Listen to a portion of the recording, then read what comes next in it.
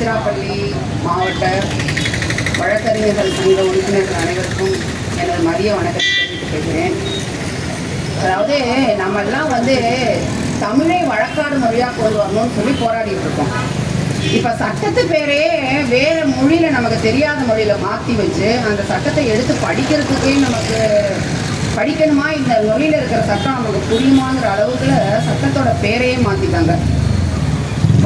அதாவது Indian penal கோட்னா நம்ம இந்திய தண்டனை சட்டம்னு எழுதுவோம், கிரிமினல் ப்ரொசீஜர் கோட்னா குற்றவியல் நடைமுறை சட்டம்னு எழுதுவோம், எவிடன்ஸ் ஆக்ட்னா சாட்சிய சட்டம்னு எழுதுவோம், இந்திய சாட்சிய சட்டம்னு எழுதுவோம்.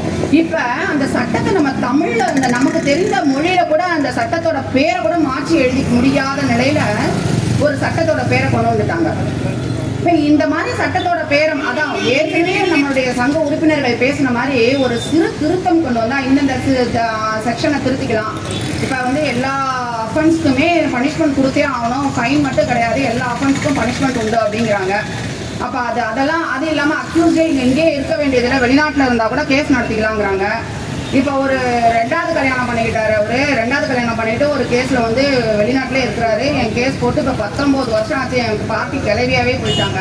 இப்போ இந்த சட்டத்தை கொண்டு வந்தாங்கன்னா அந்த கேஸை எப்படி நடத்தி முடிக்கிறதுன்னு தெரியல.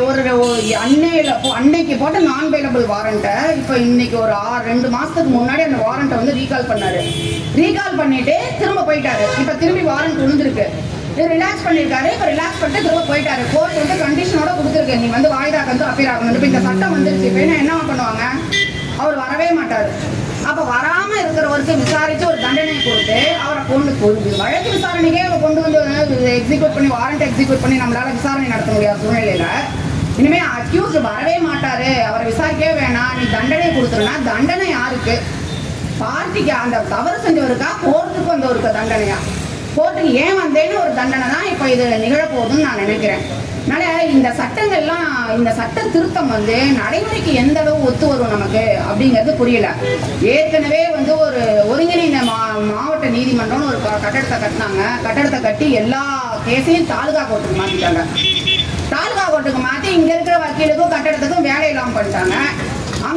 அங்கங்கே தெரியாது, பொது அடிப்படையில் பார்த்தா அங்கங்கே இருக்க வழக்கறிஞர்கள் எல்லாம் பயன்படுறாங்கன்னு சொல்லி அந்த அளவில் நம்ம திருப்தி அடைஞ்சிக்கிட்டாலும் நம்ம ஒரு கேஸை இந்த கோர்ட்டில் வச்சுக்கிட்டா அந்த கோர்ட்டுக்கு இந்த கோர்ட்டுக்கு நம்ம தான் நாய்படாத படம் அரைஞ்சிட்டு இருக்கோம். இப்போ இவ்வளோ காலம் கழிச்சு இந்த நேரத்தில் அதுவும் எனக்கு இதில் ஒரு வருத்தம் என்னன்னா, இதெல்லாம் இந்த நடவடிக்கையெல்லாம் நம்ம என்னைக்கு போன வருஷத்தில் அறிவிச்சாங்களோ அன்னையிலேருந்து தொடர்ச்சியாக ஒரு எதிர்ப்பு போராட்டம் நம்ம நடத்திட்டே இருந்திருக்கணும்.